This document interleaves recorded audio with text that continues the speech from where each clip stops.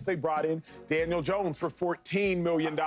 But Daniel Jones struggled in a mighty way over his previous 4 or 5 seasons with the New York Giants, maybe even 6 seasons, if I'm not mistaken. Yeah. James, who should be the Colts Week 1 starter? Oh, man. I believe it should be Anthony Richardson. I don't know who it's going to be. The Colts is in a very, very bad situation at the quarterback spot. If you got 2, you ain't got 1. And they have 2 of them that have not played at a high level. I will not say they're not good quarterbacks because you can eventually get better, but they have 2 quarterbacks that have not been good in the National Football League. What I will say, Acho, is they pick 14. If Shador slides, I would take a quarterback in the first round because you do not, in my humble opinion, have your franchise quarterback yet. I don't think that they should rule out drafting a quarterback in the first round because I don't think neither of these guys are the answer. But if you ask me the question on national television, who to start, I would say Anthony Richardson. That's fascinating. We'll have that conversation more later. Speaking of Shador, it sounds like... Okay. Well, Indianapolis Colts. I don't know what y'all are doing. Typically you don't pay a backup quarterback $14 million. Last season there wasn't a single quarterback who was making like $8 million or more that like didn't start. Which is why that was my whole argument of like Sam Darnold starting over JJ McCarthy. And people are like, no. And it's like, yes, when you allocate that amount of money to a quarterback, like you're not having a $14 million backup quarterback. You just don't. It's not how it works. That's a chunk of change. That's more than Saquon Barkley got paid, for his year with the Philadelphia Eagles. Okay, like that's real money. I know it's cheap for a quarterback, but you don't just like pay it just for the sake of paying for it. We need a backup. So, I think the intention is to try to be like, hey, let's try to do what the Vikings were able to do with Sam Darnold. The difference is that Sam Darnold was showing progress, and he went to spend time with Shanahan, grew, evolved, was with terrible coaching over the years, bad situations. Now, I think Brian Daboll is a good offensive coach, but obviously the situation for the Giants was poor. But it's not like I'm thinking, oh my God, he was with a disaster of a coach. Give him a coach now who's like semi-competent offensively, and he's going to be able to get him right. I don't think that that's the case. Now, you could say that he was on a bad team, and that's totally fair. But I think in order to really have this great bounce back year, you're going to need a collection of those things that were then, that you could attribute to holding said quarterback back. And if you go with AR, it's just like, it just feels like you're going to kind of keep getting same old. And people are kind of saying, oh, well, he's still so young, he needs to be developed and this or that. And it's like, sure, but there's still like elementary stuff that he's failing to grasp.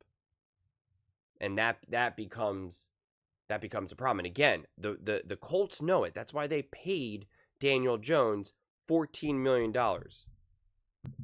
Yeah. And and it's pretty much all, it's essentially the whole thing's guaranteed. I mean, that is a chunk of change. You're not just doing that just for fun. You're just not. And I think Shane Steichen is an awesome coach. When you give him a real quarterback, the dude wins. Balled out with Jalen Hurts and the Philadelphia Eagles. Balled out with Justin Herbert and the Chargers.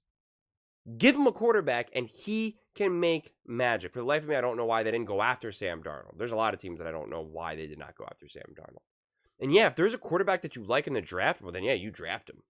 Who that quarterback is, I don't know. That depends. But I mean, the Colts should be such a better team. And that division is there for the taking. There's room in the AFC to you have the Bengals who have been disaster defensively. The Jags who have been a mess. The Titans have been a mess. The Texans are up and down. The Broncos had been a mess. The Raiders had been a mess. The Chargers had been a mess. I mean, you have a lot of teams that have been straight up messes. The Steelers mess. Browns mess. Like, there's room for you to be a legitimate contender, a legitimate team in the AFC. I really believe you have the coach, although there's question marks about him in terms of head coaching abilities.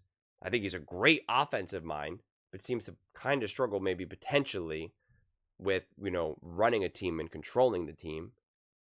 But that's kind of a different conversation. And it's a little bit harder to know when you don't have the quarterback situation even under wraps. I would be more concerned if they had a great quarterback and you were having these problems. But I think when you have a mess at the quarterback position, then you're kind of like, all right, the whole team is kind of a mess right now because nobody really feels that they can win. So everyone's kind of like, why even pay attention to anything any of these coaches have to say? I think everything kind of just starts to fester from that regard. But get the quarterback right. I really do think you got the coach right. I really do believe that. I mean, look what Cliff Kingsbury was able to do compared to Arizona, compared to Washington. When you give him a legitimate quarterback who's willing to learn, willing to grow, willing to listen, great head on his shoulders, maturity, they ball out and go to the NFC Championship game. I mean, that's what great coaching can do. That's what great coaching can do.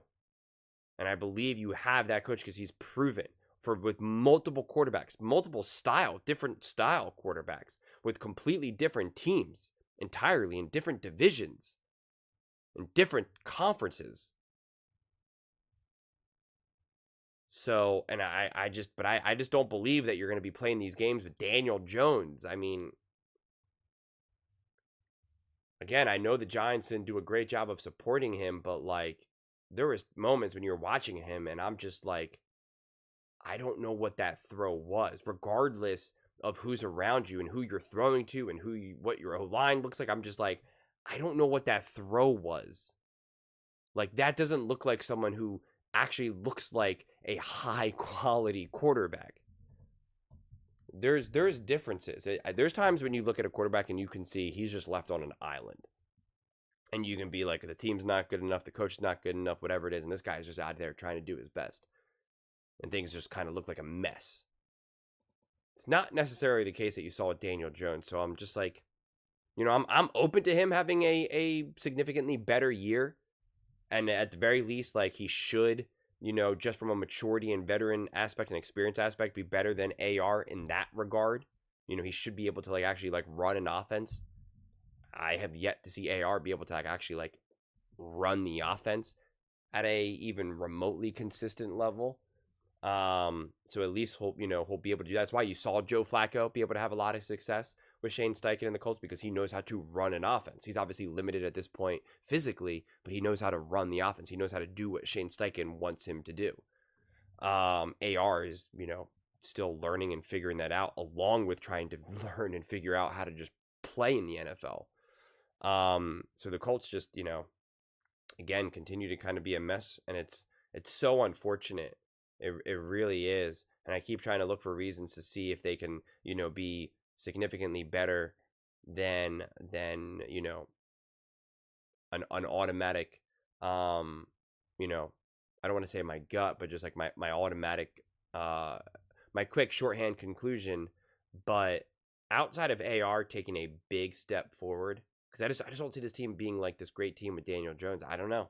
I don't know. I guess if Shane Steichen, if Daboll is really not as good of a coach as I think he is, and Shane Steichen is better of a coach than I think he is, then I think Daniel Jones maybe could have this step up in success, but I don't see it. And AR, I think, is, has been struggling big time, and that's an understatement. So I just don't know what the Colts do this season. So I'm kind of pro drafting a quarterback, but I guess it really depends on who's available and at what time. But those are just my thoughts. I'd absolutely love to hear yours. What do you guys all think about the Indianapolis Colts? Who do you think should be the Colts Week 1 starter? Let me know in the comments below. I read every single comment, so whether you agree with me or disagree with me, either way, let's get in some discussions, let's get in some fights, but ultimately, let's just have some fun. And please do consider subscribing. We are building an amazing community here, and I absolutely love to see you part of it. I want to build something that we all genuinely feel connected to, something that we're really excited to be part of. I think we're well on our way to doing it. And please don't forget to give this video a thumbs up, as it really does help with the visibility and the algorithm. Thank you so much. See you next time.